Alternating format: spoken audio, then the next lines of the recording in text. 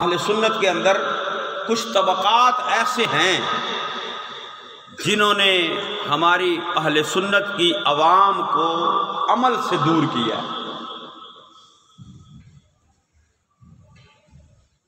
ان کا طریقہ کار ہی الگ ہے، وہ شریعت کو طریقت سے الگ کر دیتے ہیں۔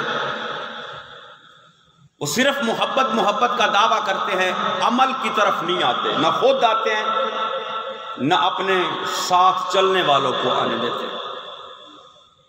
جن میں یہ آج کے نام نہاد پیر جو حقیقی اولیاء کاملین ہیں، اللہ والے ہیں، ان کی اولادیں ہیں جو کاملین ہیں، جو خود بھی شریعت پر عمل کرنے والے ہیں، اپنے مریدوں کو بھی شریعت پر عمل کا درس دیتے ہیں، حکم دیتے ہیں، ان کی بات نہیں کرتے۔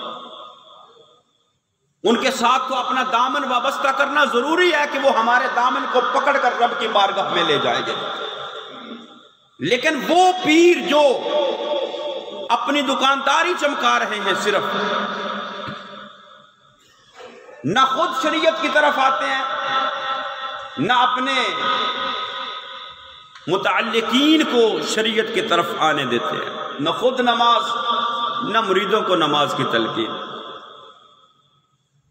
اور دوسرے نمبر پر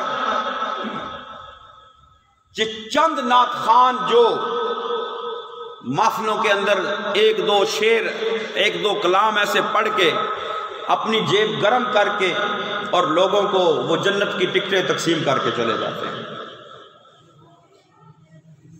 اور کچھ ایسے خطیب بھی اس میں شامل ہیں۔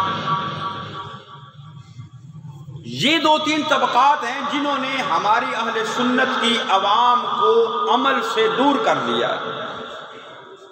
حالانکہ مصطفیٰ کریم صلی اللہ تعالی علیہ وآلہ وسلم دنیا کے اندر آپ کا جو پیغام ہم تک پہنچا ہے وہ عمل کا پیغام ہے کہ عمل کیا جائے، عمل کرو، عمل کرو، عمل کرو۔ السلام علیکم، پلیز سبسکرائب۔